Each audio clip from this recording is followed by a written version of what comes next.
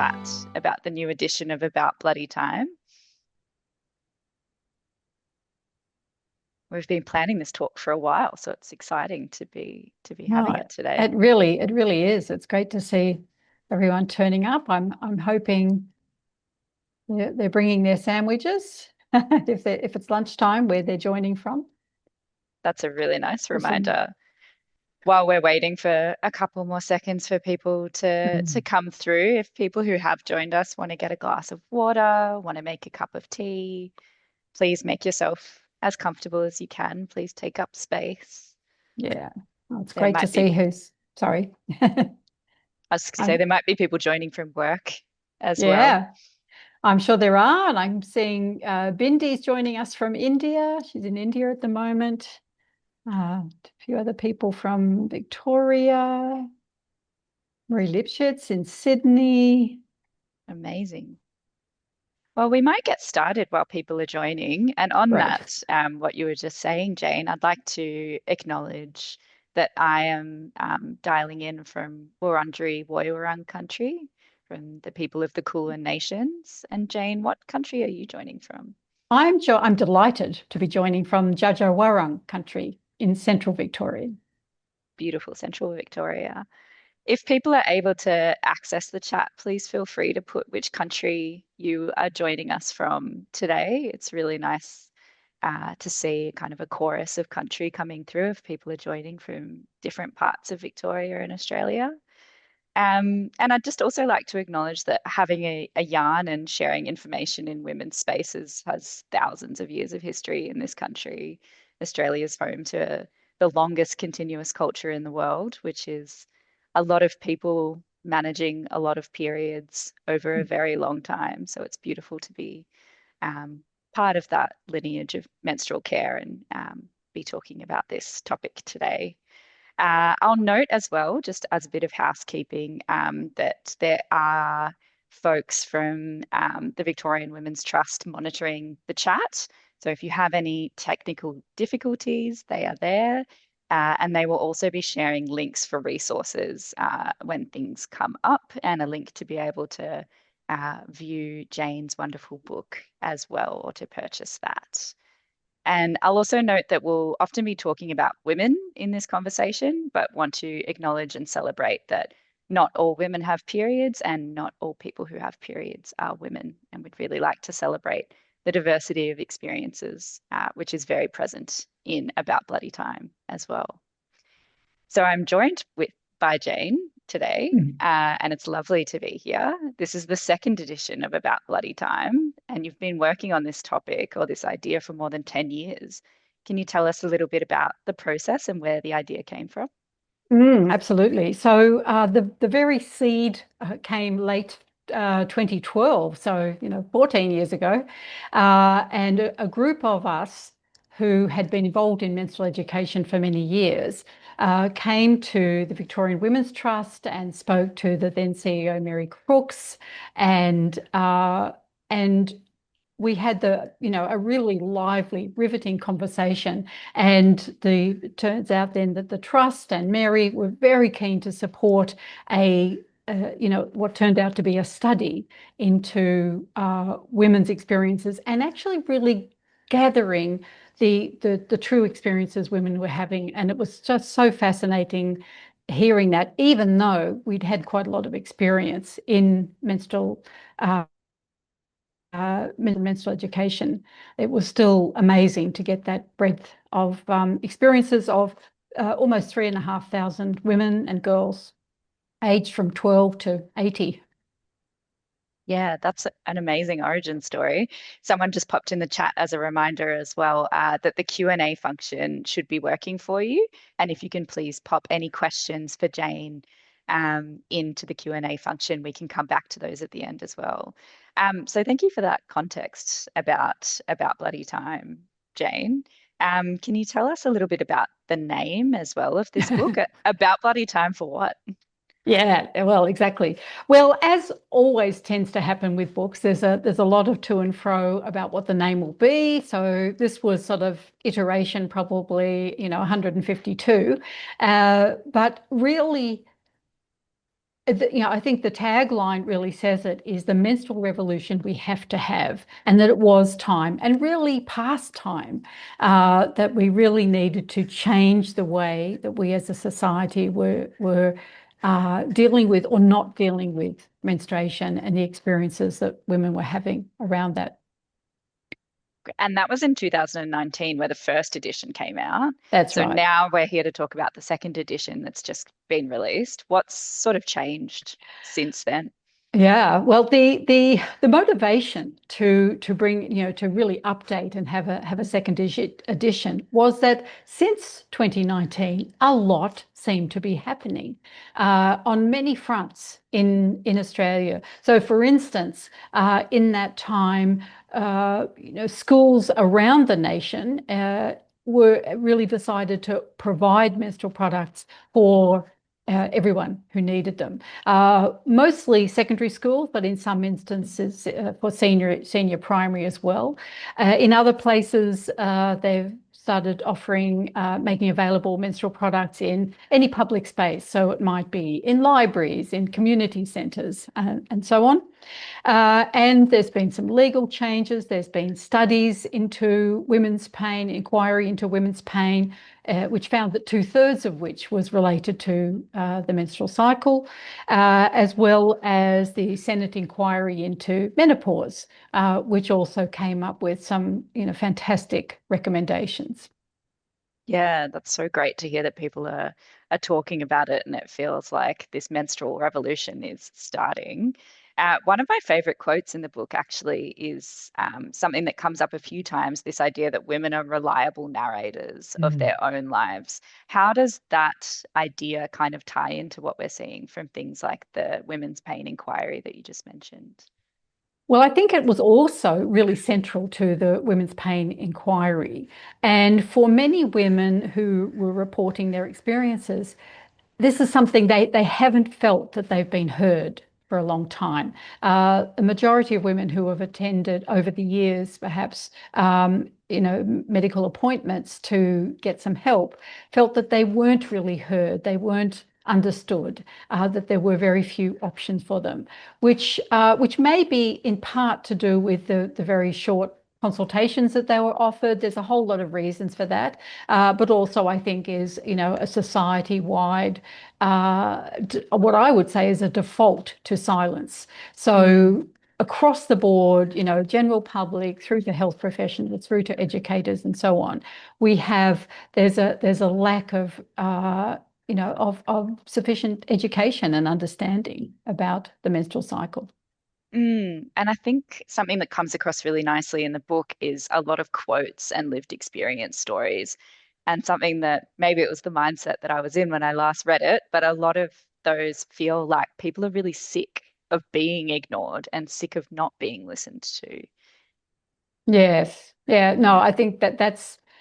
I think, and I've been hearing this for a long time myself in my own work, and also that came through really strongly when we were putting together the material from the survey of the book, and also then looking at what our recommendations were. And this is coming through with other, some of these other government studies that I mentioned before, you mentioned, and so I think what I'm seeing is we are starting to see that this is important, that we need to listen to these experiences.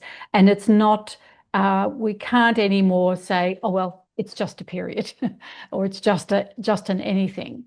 That we need to be really paying attention to this, incredibly common, ubiquitous experience. Mm.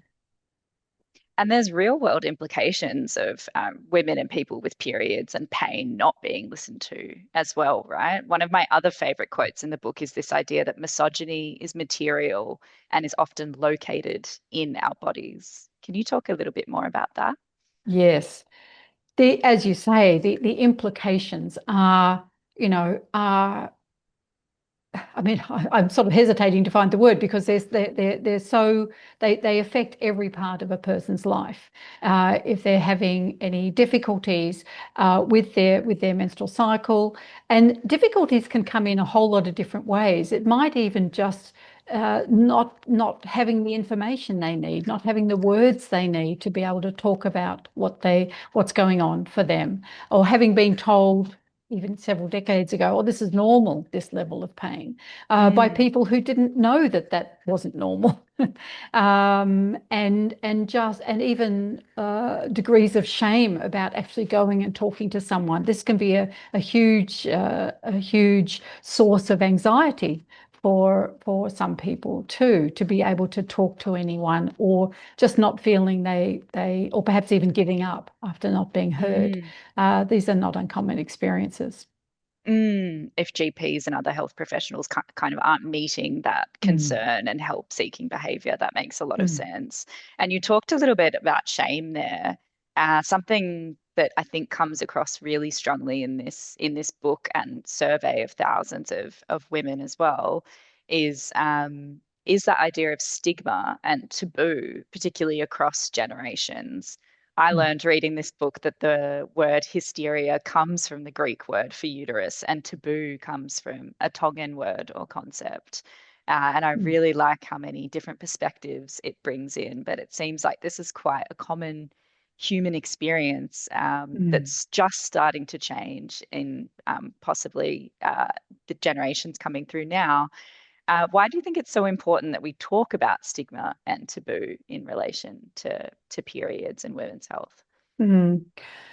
I think I think it's central to the problems that we're having, and that it's not sufficient to say, well, this is natural and normal. We should be able to talk about it, which of course is true. But it's to me, it's a deep part of the collective unconscious. We're not so conscious of it. For many of us, and perhaps many that are listening, we wouldn't identify as someone who has menstrual shame.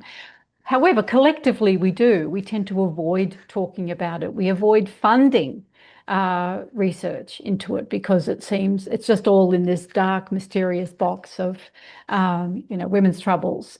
And so being able to bring that into the light, making effort to bring that into the light, making the effort of sort of traversing that line that's a little bit uncomfortable. Do I bring it up here? Do I say something here? Mm, And rather than just defaulting into silence, it's so easy to do that, to be too busy doing other things, to really look at, well, how would this be for someone who's menstruating or having difficulties with their menstrual cycle, or who are having other conditions that are impacted by the menstrual cycle?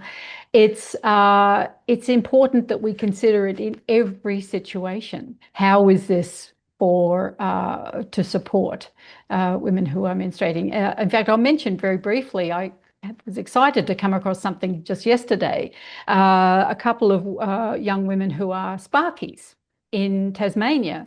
And they were finding on a lot of the sites they were working on that the portable toilets had been taken away before the job had been finished, or they were in some remote place and there was nowhere to perhaps change a pad or to take care of themselves and in other ways. And so they came up with this great pack with all this sort of, called the go bag, with all the different things you might need. I mean, it doesn't necessarily replace the need for a toilet, but it does mean it's something you can pop under your seat in your car and have available for those times you need it. So I thought that was a great idea, and they're doing lots of agitating. So it's so great to see people actually stepping forward and finding solutions to these problems. yeah, I love that. And I imagine it starts with sort of talking about it. And as you said, sort of bringing it out of the dark and removing some of that shame and stigma, and then being able to normalize periods and access to period care as well. That's a great example. Mm. Um, And looking into the Victorian inquiry into women's pain, which you mentioned earlier as well, what did we learn through this process, and particularly sort of in relation to hormonal shifts throughout the life course? Mm. Uh, what I just have to say it was a fantastic inquiry. So great to see it. And that there were five key learnings that they came up with. Is that number one was there were unmet healthcare needs. So for many women who were the majority who had, significant pain were going to health practitioners, but also most of those were not satisfied with the help that they received. That there are serious gaps in research and representation. So there's so much that we don't know, and we really need to make a commitment to fund those. Now that is starting to change, but I think we really have to stay onto that. That there's a gender bias in healthcare, that women's pain is not treated in the same way as men's pain. And there have been several studies about that. That there are barriers for particular communities. This might be women living in regional or rural Victoria, Aboriginal and Torres Strait Islander women, LGBTQA plus communities, and women with disabilities face greater barriers than even the rest of us. So it's sort of adding Mm. layers of difficulty, and that there's really clear places for change. So as far as what you were saying about the hormonal changes over a lifetime, to me this is very much central to education, central to the literacy, body literacy, menstrual cycle literacy, understanding the different stages of life, where we're at, and really being the experts and advocates for ourselves. I think this is such an important part of our lives in so many different ways, that really being the expert ourselves, and of course getting professional help as we need it. But I would really encourage, wherever I can, that level of education, and really being able to understand for ourselves what's going on. So being listened to, but also being empowered with Yes. information and care. Can we talk a little bit more about education now that you've brought it up? Mm. Um, what do you think, and we can look at it at different stages of life or however you'd like to approach it, but what do you think parents, caregivers, and educators need to know to help shift the stigma around menstruation? Mm. I think, it depends who I was talking to. If I was talking to individuals, there might be different answers. But as a general comment on that, I think it's important for someone who has the care of young people in their life, be it their own children or students, is to spend some time reflecting on what is their own experience, what happened when they were young, what education did they receive, what it was like for them when they got their first period, what information, what messages they were getting, whether they were, positive or negative or otherwise, just to kind of really see what they're carrying. Mm, And I think is important, because we can get up in front of a class, tick the box as far as the information we give. But if we're not comfortable being there, if we're not able to be, present and aware of what we bring into the room, it can make a huge difference as to how that information or those processes are received. I do think, for me, menstrual education is, I live and breathe menstrual education. It's what I wake up thinking about often. So I think, all situations, all ages, and for parents, I think it's important not to think, well, at some age there's going to be the talk. I think just natural inclusion, natural normalization from a young age, and of course that involves, what's age appropriate. But being able to mm. talk about periods whenever it's relevant or whenever there are questions from a young age is really important. And kids might see pads or tampons in the cupboard or something, and there might be opportunities to start having informed conversations that are age appropriate from a young age, right? Absolutely, absolutely.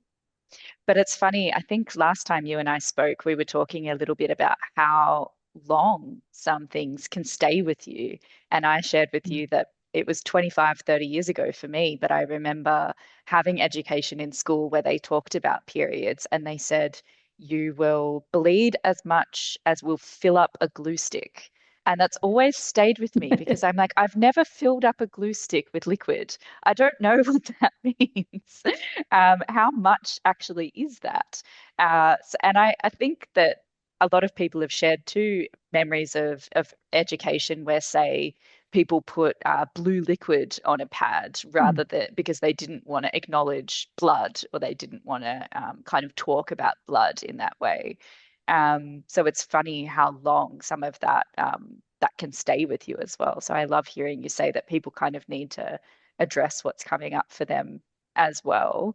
Do you think that, or are you seeing in schools at least and at home with parents as well, that people are starting to use more kind of correct terminology, or they're sort of starting to change the way that they speak to young people about bleeding and periods? Uh, Not being in every home and every classroom, I can't say necessarily, but my observation would be that it's lumpy. In some places, yes, Hmm. and certainly people are wishing to provide the best of whatever they need to for their, their children or their young people in their care. Again, I think it falls back on, what is that there's a lack of has been a lack of education across the board. And I would say, in my experience, for people that are teachers in schools that are tasked with menstrual education, it can vary enormously. Some are really, have really up to the task, have really studied it, and for others, really not so much. And they're given the job just purely because they have a menstrual cycle, not because they have any extra expertise, which to me is a little bit like, we wouldn't ask someone to run childbirth education classes purely based on the fact that they've had a baby. It certainly Mm. does give you some really real world experience, but it doesn't mean that you're really up to that full task. So I think we need to see more targeted education for those who are educating, to really be Mm. able to cover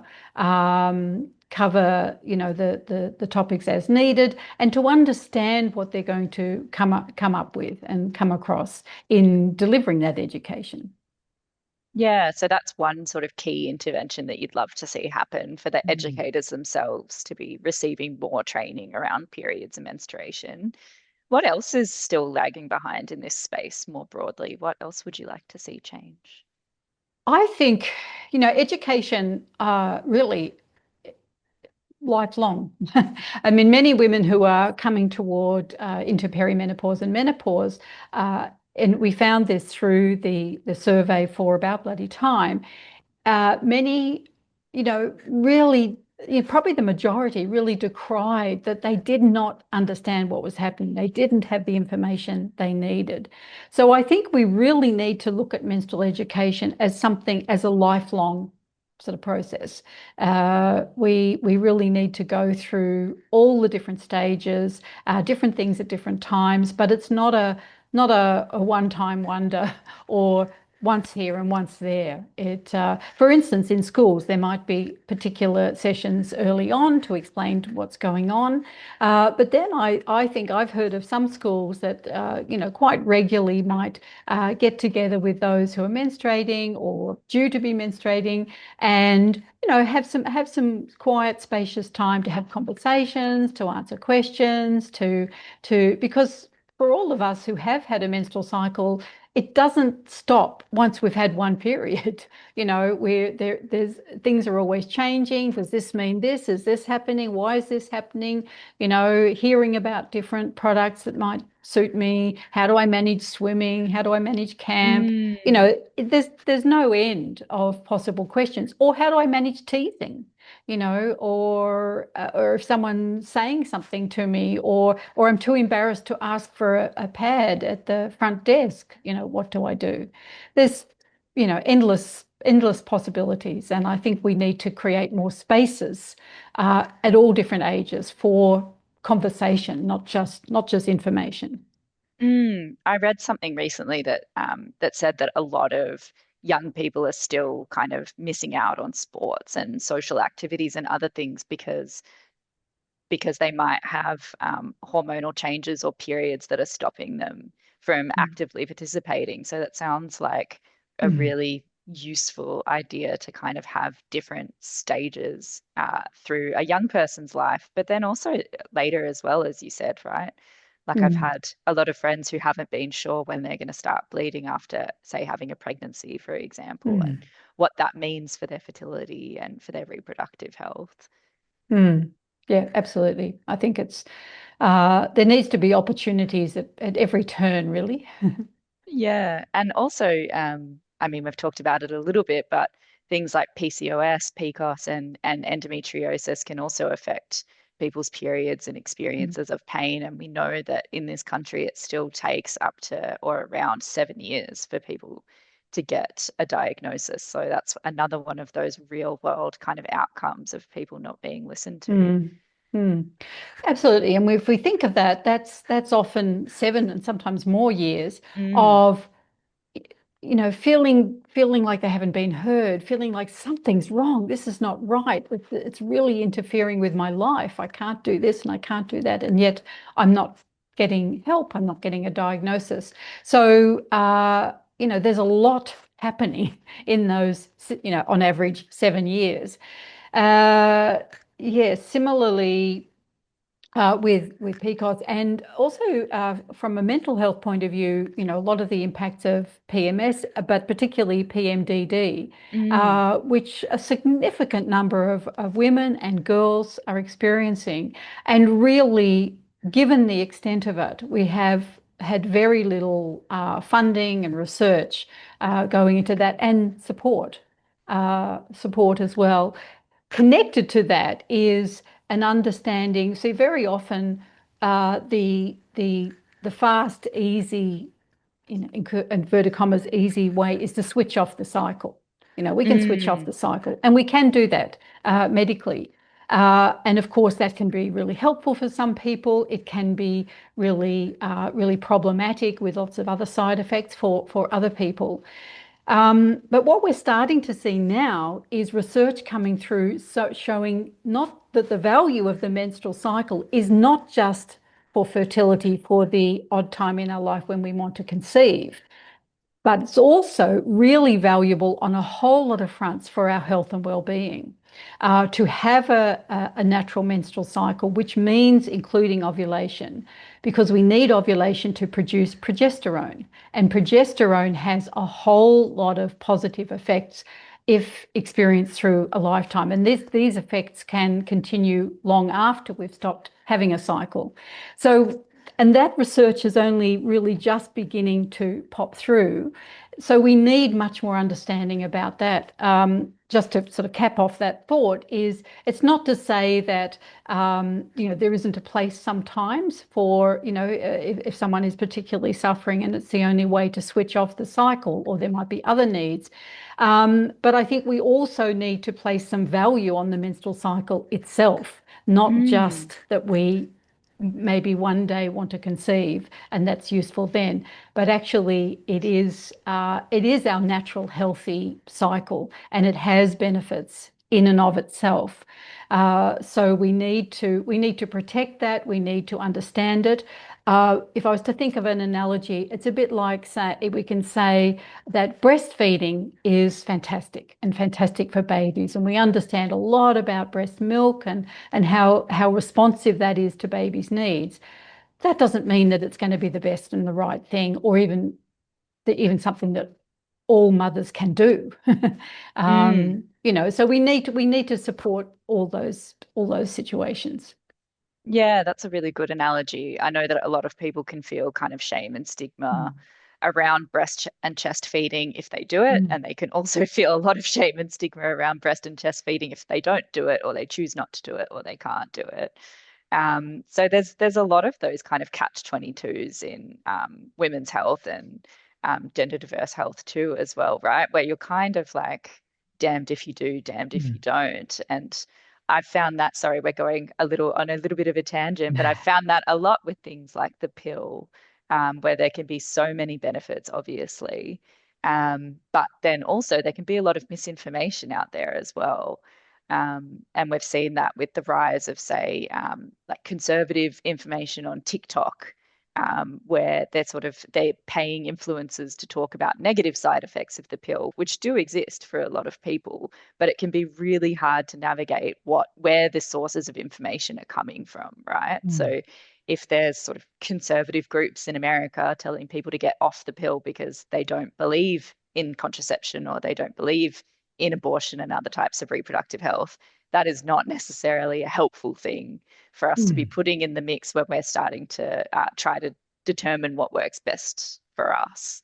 So that's one thing that's really changed since the first edition of About Bloody Time. I mean, there's always been misinformation around, but AI has exploded as well. For example, what are some of the risks and opportunities with new health innovations, and what should mm, our audience be mindful of when they're looking to social media and to AI platforms to try and figure out what's going on for them? mm. Oh, we could spend an hour and a half on that, Hannah, but I'll try and be really succinct. So I think ultimately what's really important here is informed choice, and that we really practice discretion as to where we get our information. And as you say, there's been a lot of movement lately on TikTok and so on by conservative influencers, which I find sad that it's become a political thing. Back when was it? In the mid 80s, when I learnt natural fertility management as a fertility awareness method, it was far more, if you even to put it into any political spectrum, it'd be far more fringe on the other end. Far more of a hippie kind of approach. So I would say to people, try and separate it from your politics for a start. There's a lot, and really come back to understanding your body as best you can, and really be educated, have that literacy. We expect people to have literacy around a whole lot of other things in their lives that are important, be it their profession, their career, road rules, and so on. And yet we tend to say to women, don't worry, just do what the experts tell you. Mm, Whereas we are living in this body, we actually can be and are the experts of our body, whether it's to do with fertility and the menstrual cycle or more generally. I think that's the approach that I would really encourage us all to pursue. And of course, there's no end to that. We continue with that process. And then we go to or employ health professionals for specific things that we need, that they have expertise in. And that's really important. But ultimately, we are the experts in our own experience, in our own body. and other people's politics have no place in determining our options and choices as well, right? Absolutely, absolutely. And just a quick comment on, you were sort of bringing up AI and Mm, apps and so on. Again, I think we have to be really careful. There are now thousands of cycle tracking apps out there. For the most part, they're about, us being the data, us being the product. So I would suggest, and of course, it can be incredibly convenient and helpful to use, if you can quickly put in your information on your phone. But I would practice a lot of discrimination when choosing an app. And some are much more transparently committed to not sharing your data. So I would look for one that does that. Also, there was a study done a few years ago looking at, it was well over 1,000 fertility apps.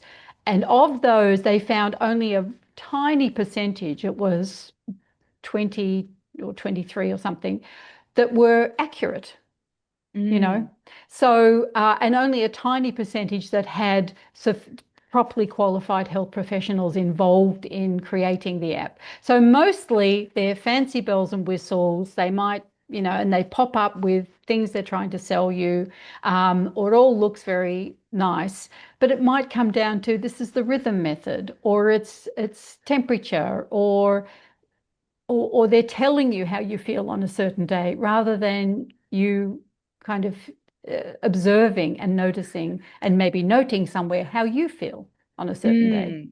Rather than sort of prompting reflection in that Yeah, way or slowing exactly. down. Yeah, that makes sense.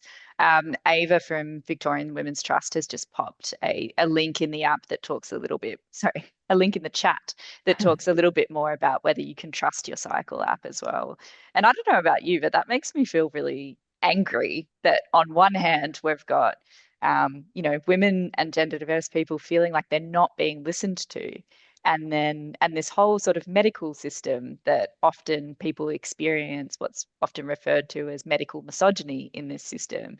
And then on the other hand, we've also got people trying to profit off our cycles and trying to sell us things when they know we're maybe in a moment of vulnerability. Mm. Um, Kind of the state of the world in that way is a really good reason or really good reminder of why this book needs to exist, in my opinion, and why people need points of education and information that are reliable. Absolutely. And I think that I was thinking the same thing, Hannah. It just comes back to, being our own expert as far as possible and getting other help when and if we need it is going to mitigate a lot of those problems in those Yeah. other circumstances. Absolutely.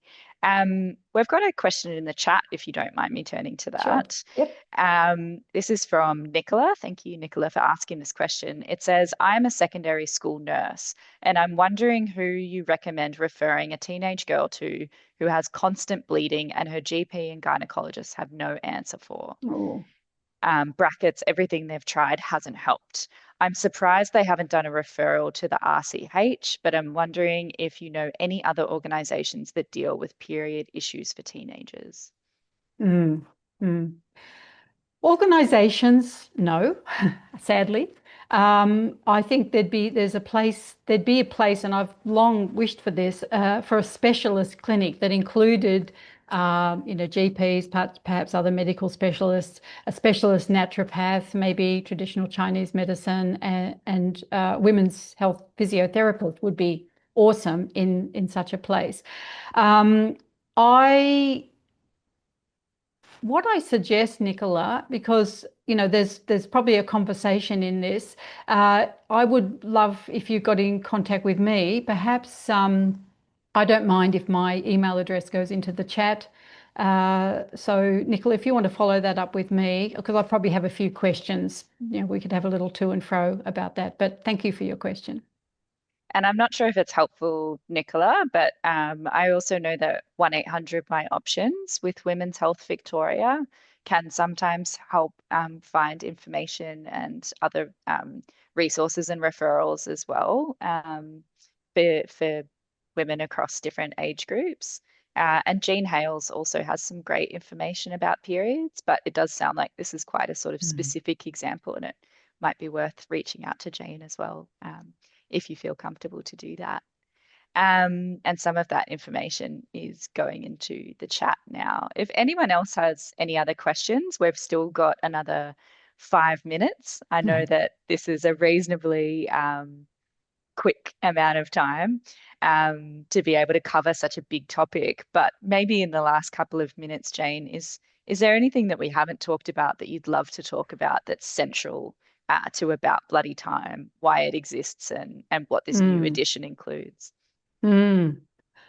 Oh, gosh. Small question. A small question. Yes, I think one of the areas that we have spoken about in there is the need for provision and changes in workplaces. And again, there's a sort of creeping beginnings in this situation, Mm, and we put out between the first and the second edition of About Bloody Time, a book came out from which was sort of like a practical booklet, a small booklet that came out called Ourselves at Work. And that is available from the Victorian Women's Trust website. And it really gives some key information about people who have brought in, menstrual policy or new adjustments in workplaces for their workers, and some really practical uh, guidelines and checklists and so on, and a template for a policy. So there's a lot of great tools in there to start the conversation in workplaces, or Mm. if you run your own workplace, if you have a small business, these are some great things. And from the people, including the Victorian Women's Trust, but from the people who have done this, they found really only benefits. So often people worry, oh, is people going to take too much time off, or are they going to do this? But actually, they found great benefits for their workplace, for their workers, in bringing in either adjustments or new policies, or changing existing policies for that matter. Yeah, that's great. So there's practical things that workplaces can do to help support people um, day to day, week to week, month to month around Mm, managing their period, which is great. absolutely. And their menstrual health, which also is hormones and other changes as well. Mm, I know that we're starting to talk more about migraine as well. And a lot of people experience migraine around hormonal shifts and periods in their life too. So it's mm, really great to see um, that we're talking about that in the workplace too, right? Because mm, as you said earlier, if someone's waiting 7 years for a diagnosis or for help, that sort of 7+ years is time where that really contributes to things like the gender equality pay gap, for example. mm, People think about that as a very simple sort of men get paid more to do the same job, but it's really complex, right? And things like how you're supported in the workplace to continue to reach your earning capacity and to put money into your super. All of these things um, affect the gap that women experience mm. in lots of different parts of our lives, right? Absolutely. And this is also particularly comes out in relation to menopause as well. And Mm, there's been quite a lot of work in the last few years. And there was the national survey on issues related to menopause and perimenopause that mm, the Victorian Women's Trust contributed to, and that was a really sort of fascinating and deep exploration of those issues. And of course, for women at that stage of their lives, they're often, bringing to their workplace a great deal of expertise. They're in senior positions, and yet, if they're really overwhelmed by the changes that are happening for them, when there isn't that support and understanding, often they feel like their only choice is to leave, mm. which of course has impacts the workplace, impacts them, impacts their financial future, and so on and so forth. And less women in leadership as well, right? Exactly, Yeah. exactly. So, these are, I think I'm actually, I have to say, if I was to say something in conclusion, there's a long way to go. There's lots more for us to do, but I'm actually really hopeful. There's momentum. We really have momentum. And I think in this second edition of About Bloody Time, we talk about what has happened and what we're looking at now. What's the next stage? And it's really exciting. I think we're not stuck in a place. We're actually there's movement, there's things to build on, there's growing understanding of the importance, and that it's not just a couple of narrow areas. And really, I'm seeing movement on a whole lot of fronts. So it's exciting times. For that said, I do kind of live in a bubble where I really notice these things particularly, but I think it is making a real difference to people's lives. Yeah, that's great to hear. Okay, we're nearly done. We've got quite a few questions come in at the 11th hour, and we will try to send as many links and resources out after this webinar as possible that might help answer some of those questions. But one that also might just be nice to finish on is Ingrid says that they've been tracking their cycle for some years now without using any apps and been learning a bit as they go. And they just asked, what are some must reads for people who want to learn about menstruation in addition to About Bloody Time? Okay. Oh, well, there's an oldie but a really goodie and still really current is a book called Natural Fertility by Francesca Naish. And the processes of our fertility are, they're pretty stable, as well as, whether we have a regular cycle or irregular or whatever. So I think that's a fantastic book to look at. And a second book is Period Repair Manual by Lara Briden. Is these two books, if you have nothing else on your shelf, they will give you a lot of support over the years. I'm glad you knew that off the top of your head. That's great. And of course, about bloody time. So And of course, there'll be links in the chat and also follow up if you want to look at it online. If you want to buy a copy, the second edition of About Bloody Time is now available, and it is an absolute treasure trove of different people's experiences about information on menstrual health and hormones and fertility. And I recommend that anyone go and pick it up to help become part of this menstrual revolution that needs to happen.